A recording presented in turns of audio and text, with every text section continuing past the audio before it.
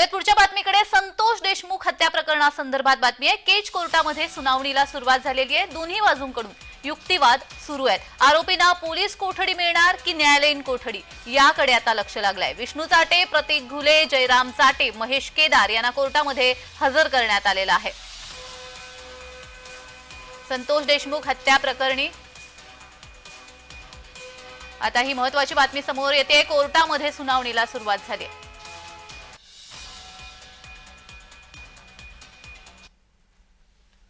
तर या संदर्भात अधिक माहिती देण्यासाठी आमचे प्रतिनिधी उद्धव मोरे आपल्यासोबत जोडले गेलेले आहेत। उद्धव, केज कोर्टामध्ये सुनावणीला सुरुवात झालेली आहे। आतापर्यंत किती वेळ झालेला आहे सुनावणी सुरू होऊन आणि आतापर्यंत काही अपडेट समोर आलेत का?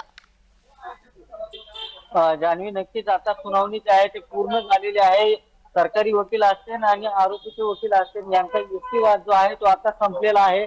यामध्ये विशेष बाब आपल्याला एक दिसली की हत्या प्रकरणामधले जे 3 आरोपी आहेत, प्रतीक घुले, जयराम चाटे आणि महेश केदार यांची वेगळी सुनावणी जी आहे ते या आजच्या सुनावणीमध्ये घेण्यात आली आहे। आणि विष्णू चाटे आहे यांची वेगळी सुनावणी जी आहे ती कोर्टाने घेतलेली आहे।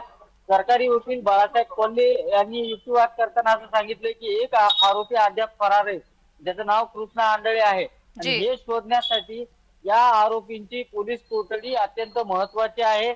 आणि हा कृष्णा आंधळे ज्यावेळेस सापडेल त्यावेळेस या सर्व आरोपींची जी आहे ती एकत्र तपासणी आम्हाला या निमित्ताने करायची आहे। आणि या सगळ्या घटनेमध्ये कसे अँगल आहेत, नवीन नवीन खुलासे या ठिकाणी होताना दिसत आहेत। आणि त्यामुळं या आरोपींची चौकशी करणं अत्यंत महत्वाचं असणार आहे। अगदीच। मात्र उद्धव, आतापर्यंत जी सुनावणी झालेली आहे किंवा आतापर्यंत जे कोर्टामध्ये जी सुनावणी सुरू आहे त्यामध्ये काय समोर आलेलं आहे, काय बातमी मिळाली आहे का?